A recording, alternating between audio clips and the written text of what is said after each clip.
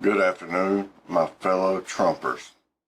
So what we're going to be reviewing today is a little bit of President Trump's press conference from the G7 summit. I found it pretty interesting myself. Hopefully you will as well. So may as well just go ahead, dive right into it. I'll be giving some reaction reviews during this video. Hope you enjoy.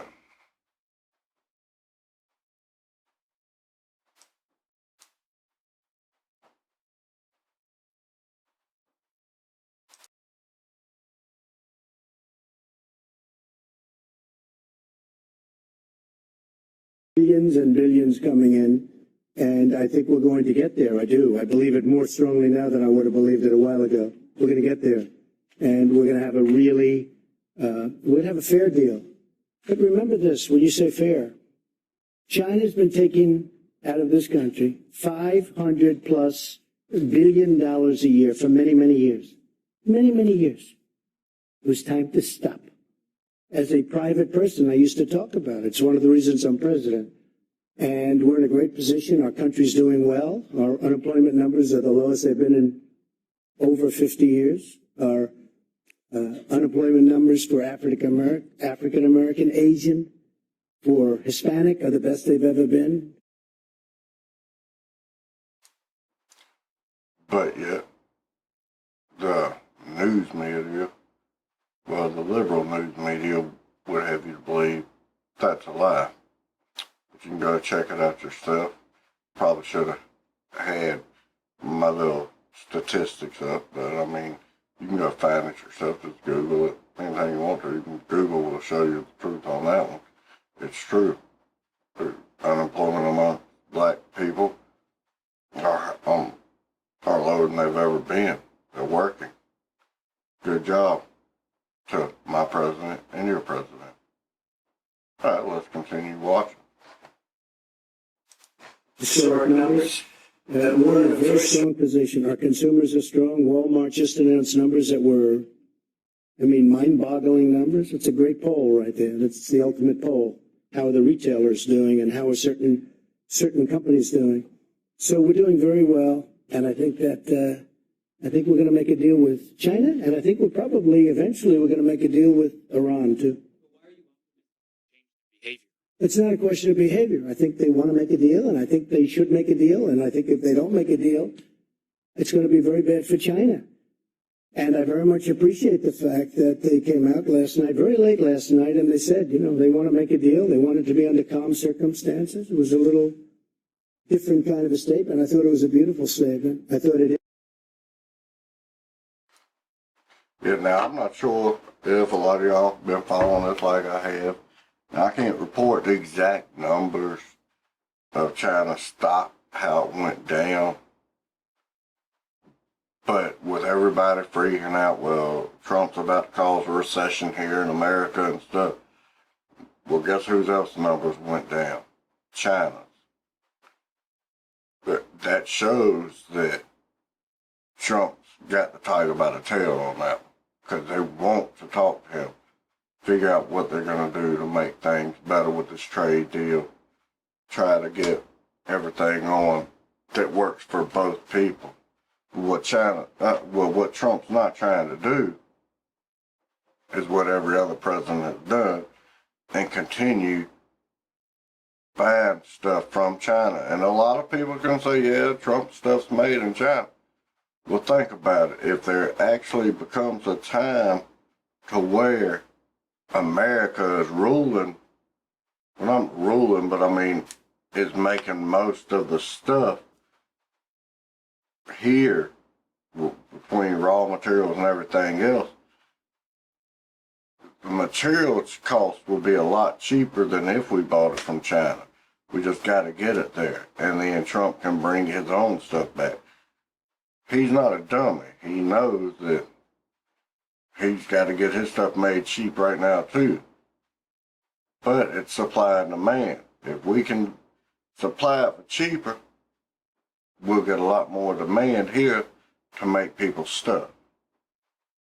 Just keep watching. Indicated, go ahead. we go.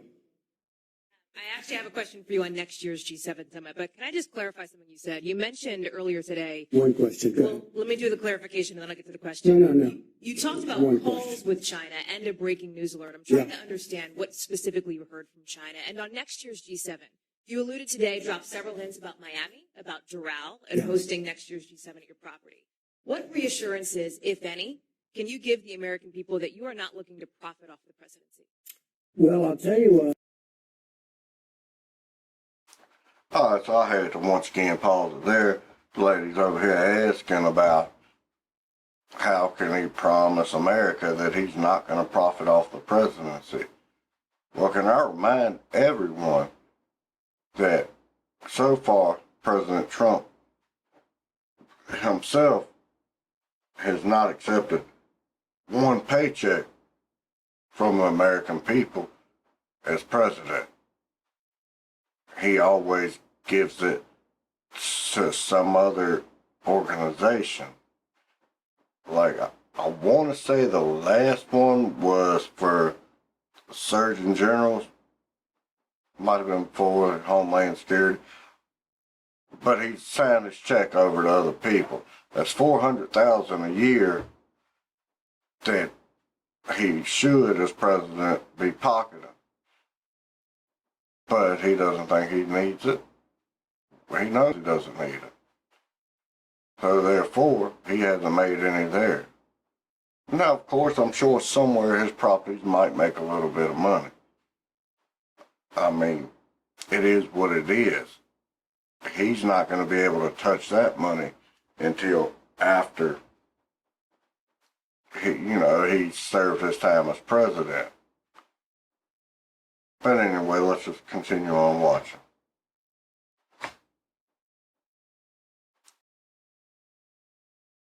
I've spent, and I think I will, in a combination of loss and opportunity. Probably it'll cost me anywhere from $3 to $5 billion to be president. And the only thing I care about is this country. Couldn't care less, otherwise I wouldn't have done it. People have asked me, what do you think it costs? And between opportunity, not doing things, I used to get a lot of money to make speeches. Now I give speeches all the time. You know what I get? Zippo, and that's good. And I did a lot of great jobs and great deals that I don't do anymore, and I don't want to do them because the deals I'm making are great deals for the country, and that's to me much more important. And one thing also, people, I did not think too much of this through. Yeah, I'm drinking out of a green mug, so of course, whatever's in the background is on my mug, so it's chroma key as well. Enjoy.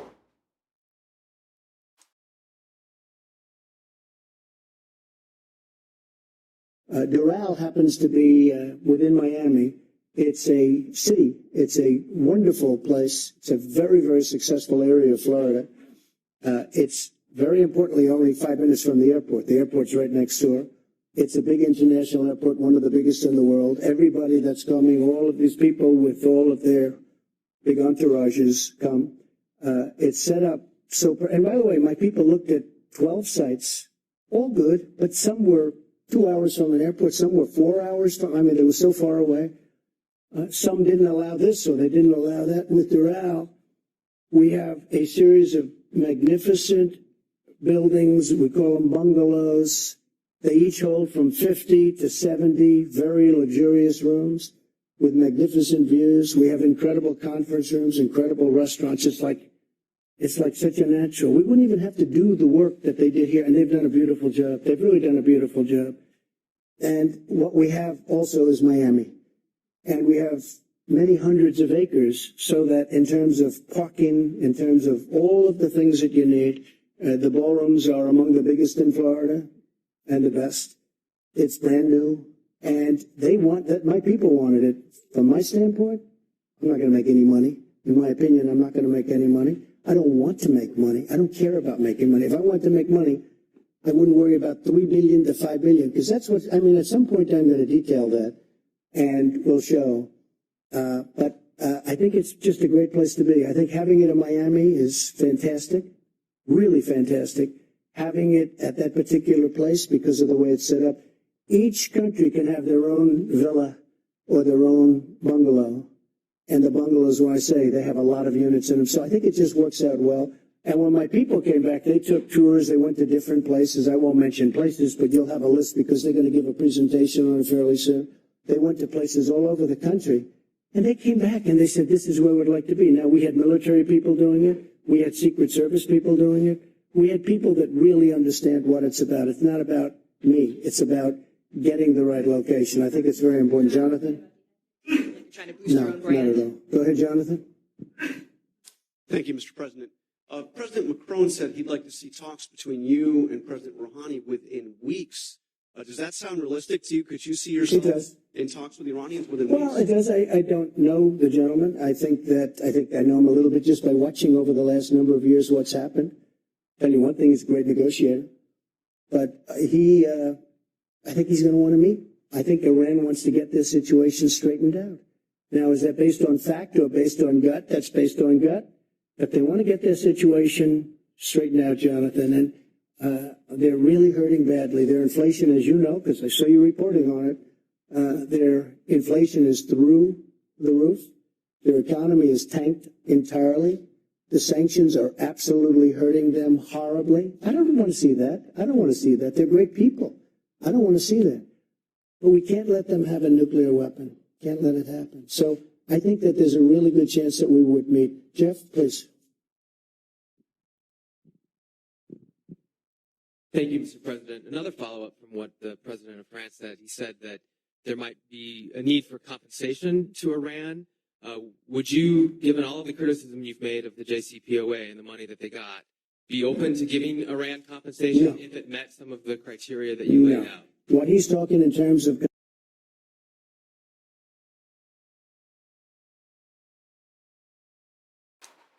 how dumb is this guy? Think that we would give Iran any type of compensation? He does know we're not Obama, right? We're not going to help our enemies or people that pretty much cause us any type of threat.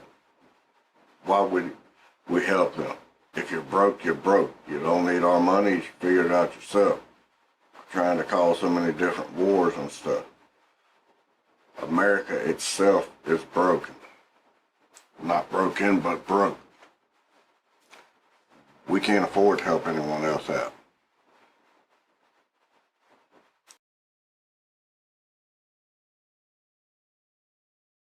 compensation is they are out of money. And they may need a short-term letter of credit or loan. No, we're not paying. We don't pay. But they may need some money to get them over a very rough patch. And if they do need money, certainly, and it would be secured by oil, which to me is great security.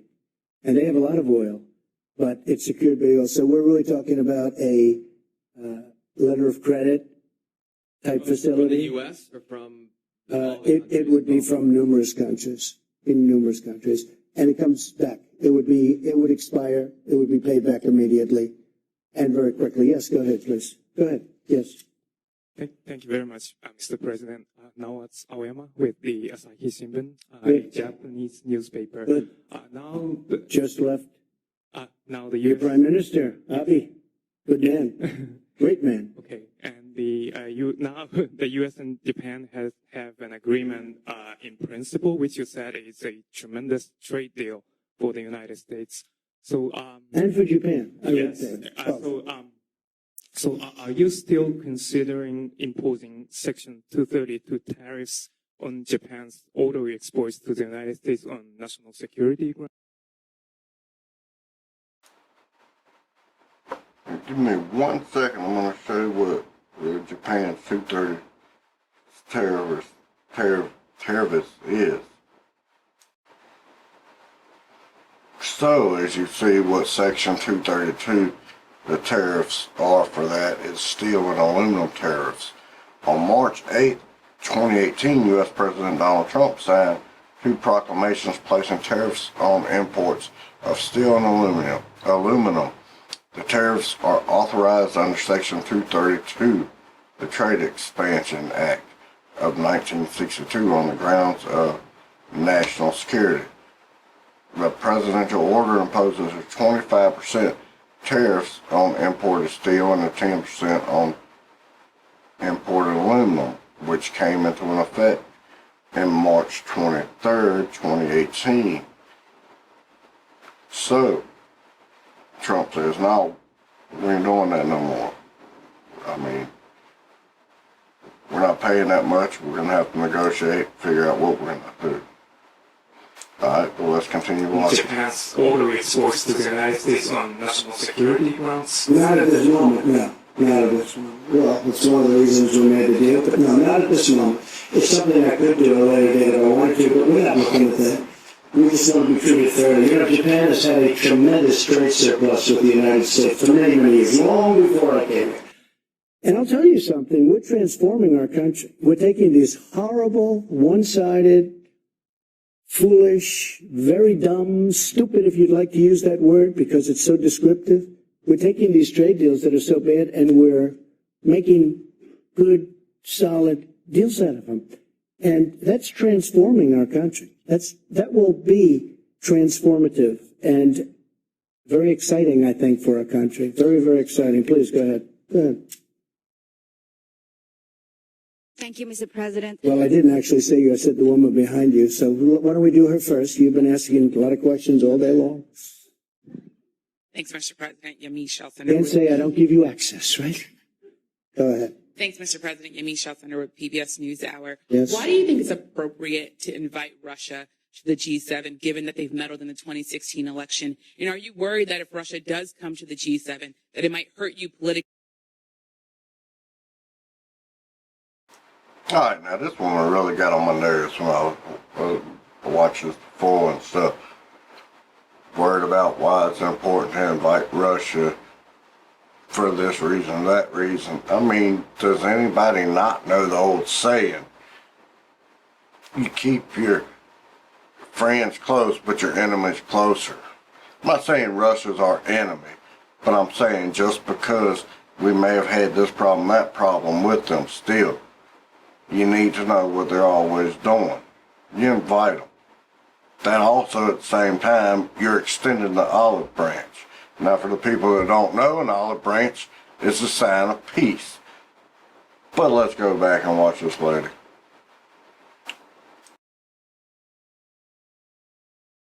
Because it's only going to be a couple months before the 2020 election. I don't care politically. I really don't. A lot of people don't understand this. I ran one election and And right here, this is why he's my president and why I love this man.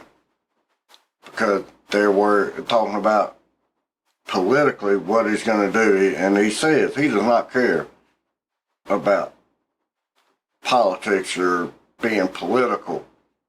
He ran the election, he won, and the reason he won, because he wasn't being political.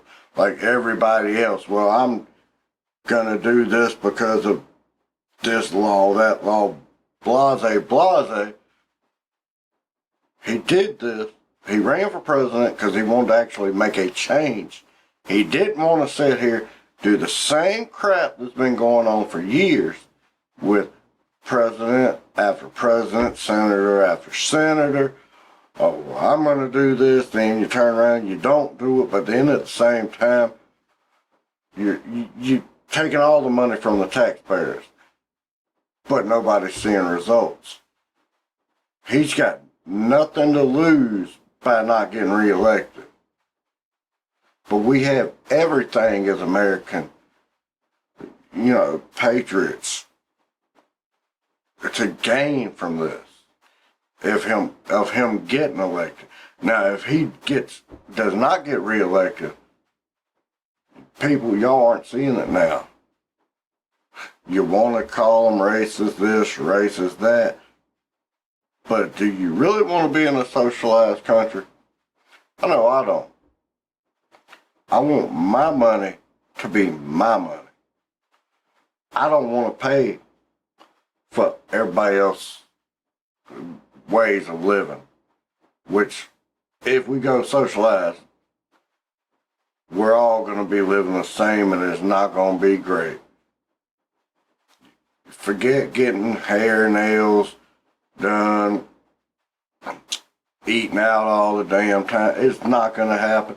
You think it sounds good because they're promising a whole lot of free shit right now. It's gonna be horrible.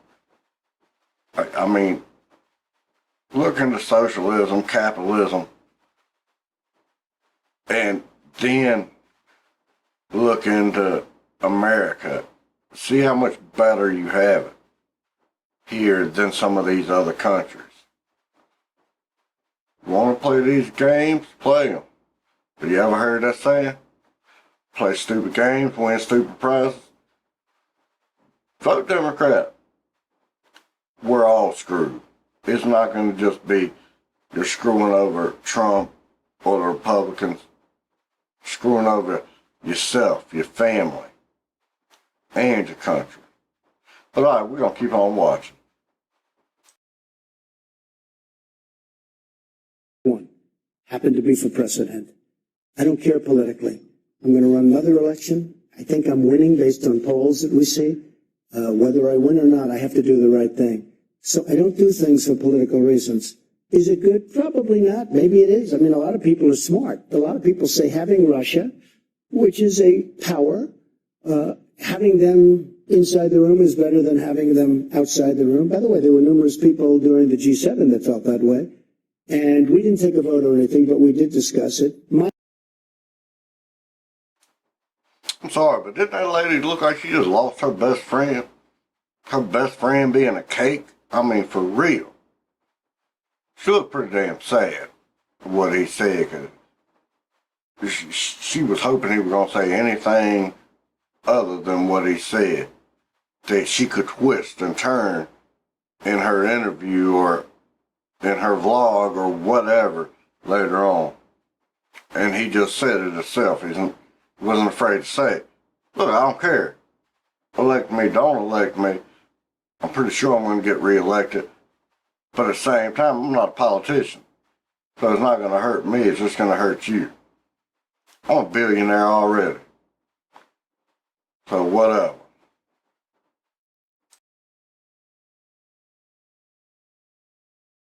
My inclination is to say, yes, they should be in. They were, really, it was a President Obama. I'm not blaming him, but a lot of bad things happened with President Putin and President Obama. One of the things that happened was, as you know, what happened with a very big area, a very, very big and important area in the Middle East where the red line was drawn, and then President Obama decided that he was not going to do anything about it. You can't draw red lines in the sand. You just can't do it. And the other was in Ukraine, having to do with a certain section of Ukraine that you know very well, where it was sort of taken away from President Obama. Not taken away from President Trump, taken away from President Obama. President Obama was not happy that this happened because it was embarrassing to him.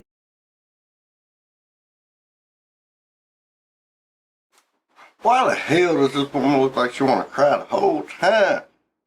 Look like a little kid that's been put in punishment, want to cry or something, or was caught in a lie or something.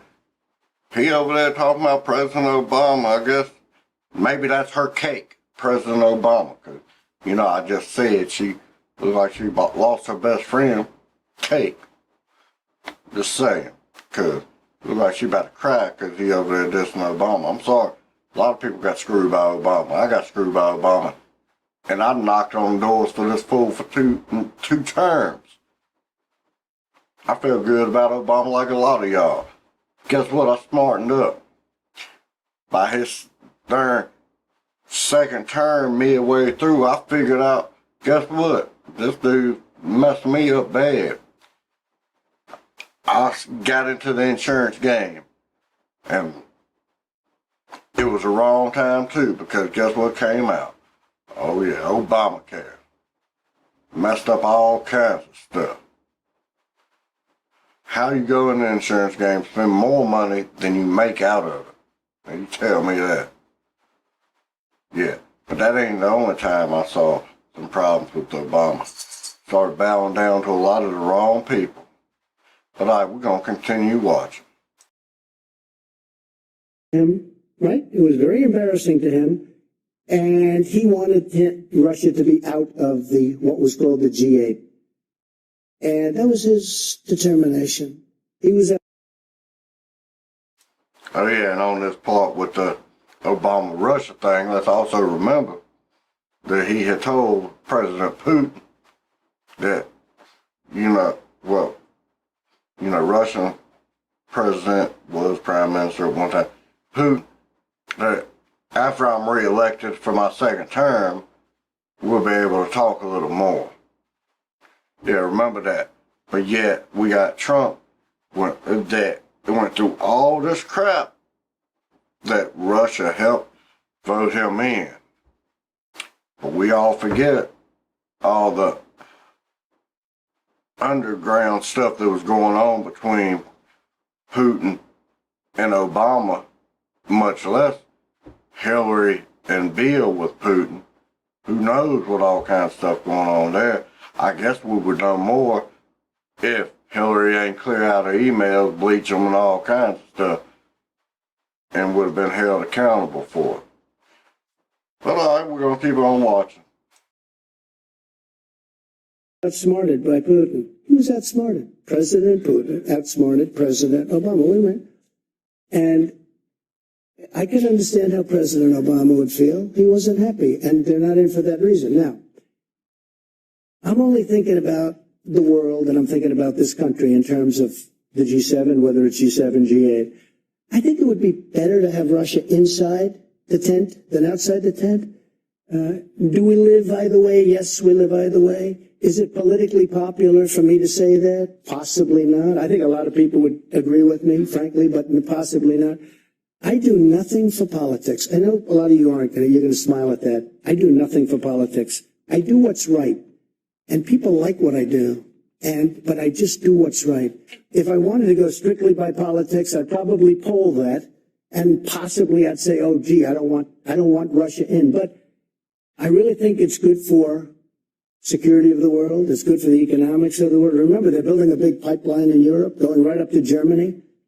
And I said to Angela, who I had a great relationship, but I said, you pay Russia billions of dollars, and then we defend you from Russia. Why and I say, how does that a work? misleading statement that Russia outsmarted President Obama Well, he when did. other countries have said that the reason why Russia was kicked out was very clearly because they annexed Crimea. Why keep repeating what some people would see as a clear lie? Well, it was annexed during President, I know you like President Obama, but it was annexed during President Obama's term. If it was annexed during my term, I'd say, sorry, folks, I made a mistake, or sorry, folks.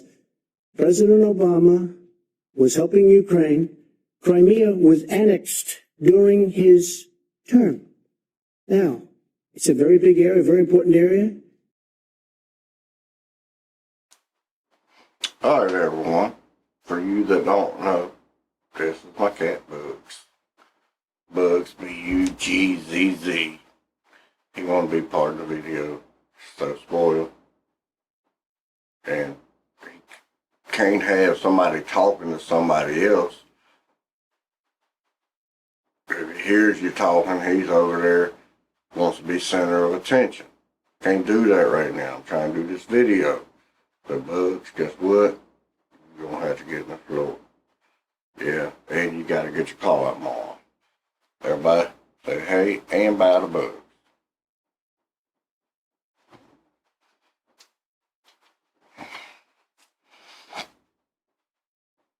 All right, now we'll continue watching. Russia has its submarine. That's where they do their submarine work, and that's where they dock large and powerful submarines, but not as powerful as ours and not as large as ours. But they have their submarines.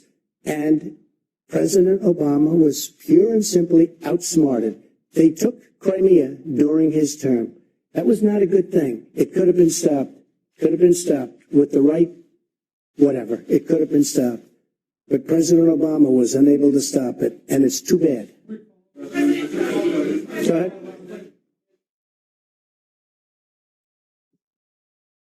As the G7 host next year, you are allowed to invite other countries to come, guest countries. even though they're not necessarily part of the overall group. Would you consider inviting Vladimir Putin under those Well, I don't know that he'd accept, those are tough circumstances.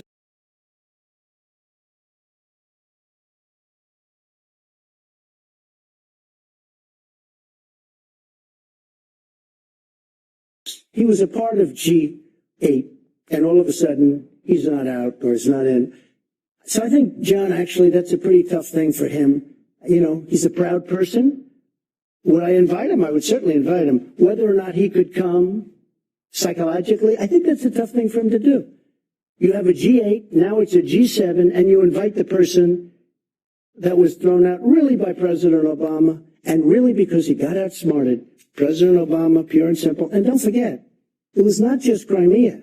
It was the red line in the sand. And Obama said, never violate the red line in the sand. And then they went ahead and they killed many children with gas. It was terrible. And he did nothing about it. And so true. If any of y'all really care about more than politics itself, and you are more concerned with peace in the world, death in the world, and humanity, and not hurting innocent people, then that would show you Trump is the guy you should go for. And the reason I'm saying that, remember the whole Syria situation. Those innocent civilians ended up getting gassed. Children, elderly, just all the civilians, not all. I mean, let me correct that for I got people saying, well, they went all gassed. But okay, a good handful of people, civilian, innocent people, were gassed. Obama did nothing about it. But now let's throw this up, where, you know, it was, they asked Trump about, I can't even remember what country, it was, hell, it was about a month ago, doing this or that, and he's like, yeah, I don't want to put innocent people's lives in danger. So he didn't even touch it. See, that's the difference between Democrats and Republicans, or liberals and conservatives.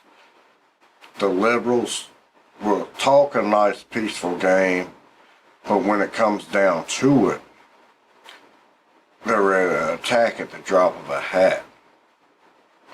Now, don't throw me any George Bush crap, because to me, he was no different than any other liberal Democrat. He was full of shit, to be honest with you. But anyway, let's keep on watching this.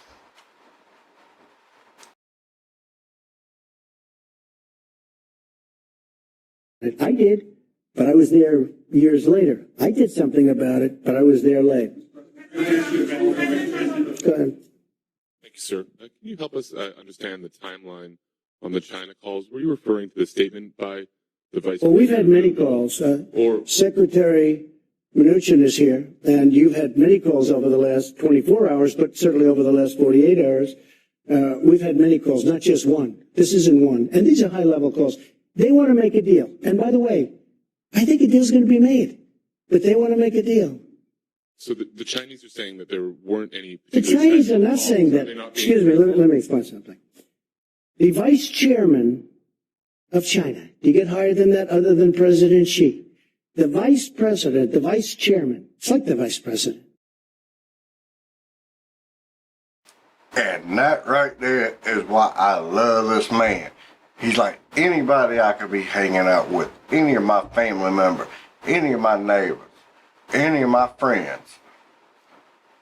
Sat there, minute 15:07, was asked about the vice president of China. He said, fuck the vice president of China. Now, I'm sorry if I offend any of y'all using that word, but that's my president. That's y'all's president. He ain't fake. He ain't trying to be sugarcoating stuff. Being all pretty and soft-spoken like Obama or Bill Clinton. All kinds of other political people. My president, Donald J. Trump, when asked a question, he gonna tell you, well, fuck China's vice president. And that's what I like in a president or in a leader. Somebody ain't sugarcoat. Somebody gonna tell me how it is, and that's what I like. So let's continue watching.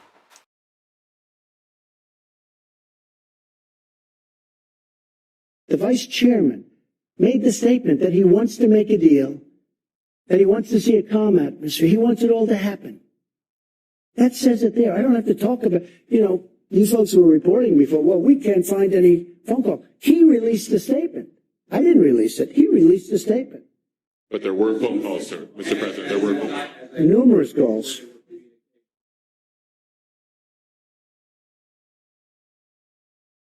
And not only with Steve, there were calls with other people too. Just so you understand, China wants to make a deal. Now, whether or not we make a deal, it's got to be a great deal for us. And I told this to President. And let me say this, China, they gonna make a deal. You know what? China hurting already. I mean, go Google, Washington Post, New York Times, do all your research. They hurting at this point. With all these tariffs that have been placed, everybody's like, yeah, it's gonna hurt America. Well, in the long run, guess what? It is not gonna hurt America as much as everybody is saying and hoping, just so they can get votes and win the White House. Like I said earlier, it's supply and demand. Now, if we can supply these products, it will be a lot cheaper. We're not having to pay to get them shipped over here, held in dock long enough for them to be inspected, any of that stuff.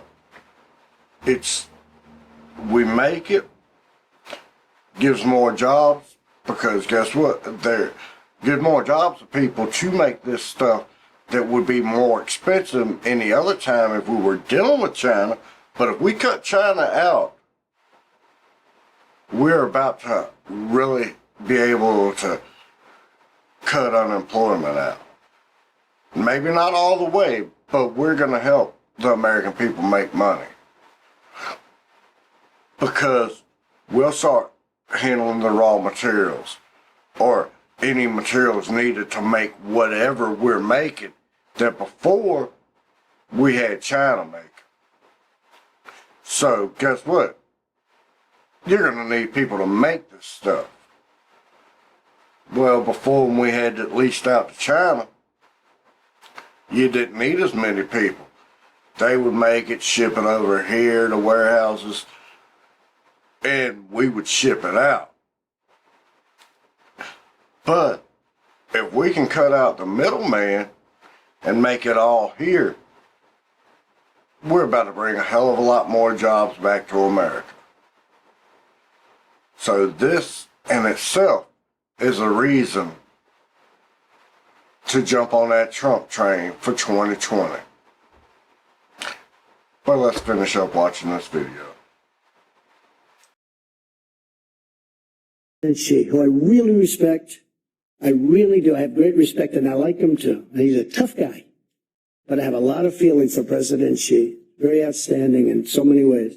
But I told him very strongly, I said, look, you're starting up here, and you're making $500 billion a year and stealing our intellectual property. We're down on the floor, lower than the floor. Can't make a 50-50 deal. This has to be a deal that's better for us.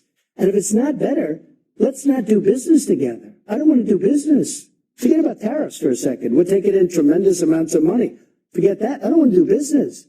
Now, when I raise and he raises, I raise and he raises, we can never catch up. we have to balance our trading relationship at least to an extent. And they were unwilling to do that. And we'll never have a deal if that happens, but it's going to happen because they have to have a deal. And as far as phone calls are concerned, Secretary of the Treasury and other people have been receiving many calls, not receiving, back and forth, many calls. China wants to make a deal, and if we can, we will make a deal. We'll see.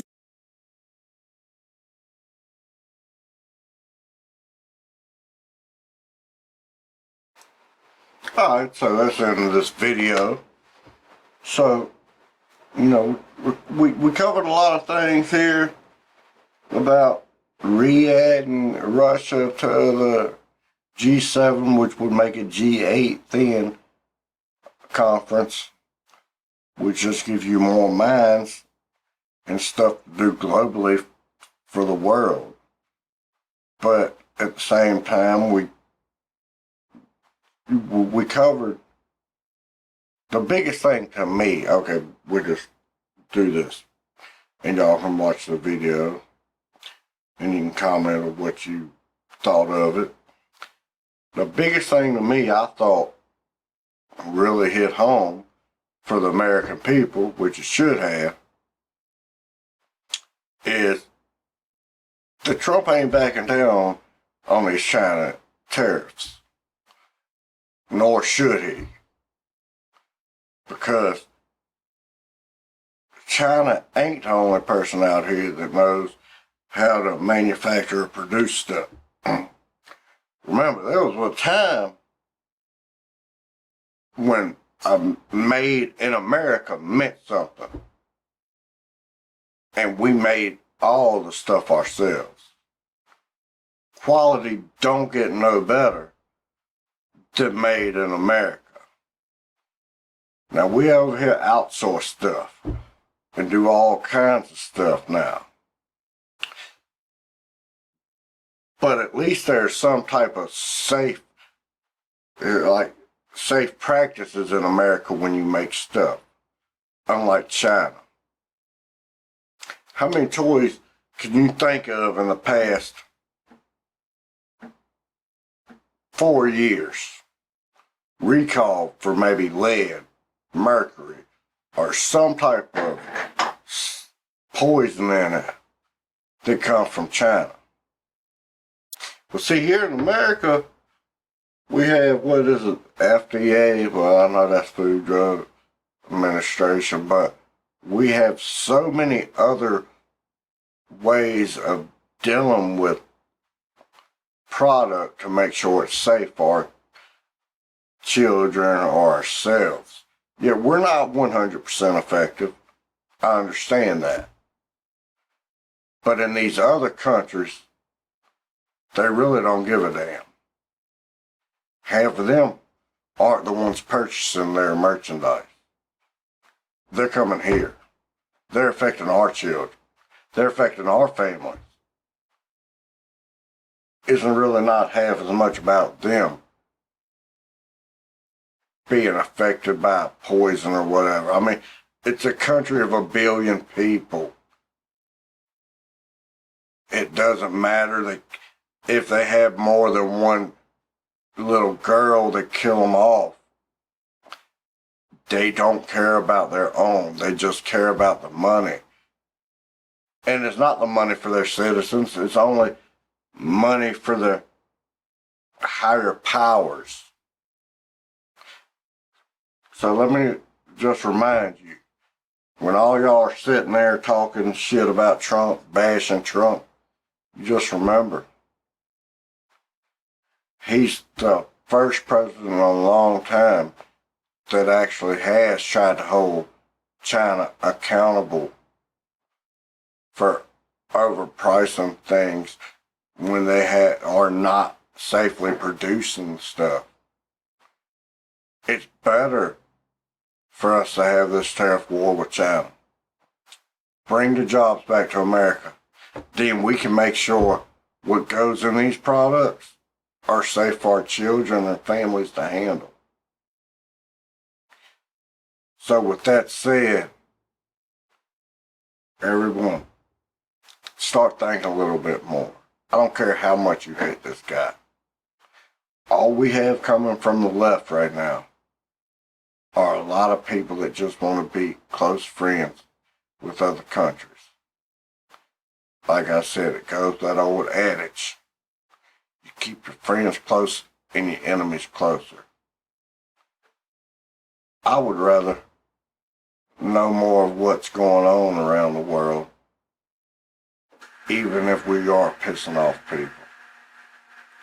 But we're trying to be friendly with them, compared to sitting here being friends only, letting them do whatever they want. Is not good for us. So, if you like my message, like, share, comment, and subscribe. And if you'd like to be notified anytime I make a video, and we all know it's up in there right now when I make them. I want to get more on schedule. Got a lot going on right now personally. I will not go into details on that. So, if you'd like to know what I'm doing, click that little notification bell. And peace.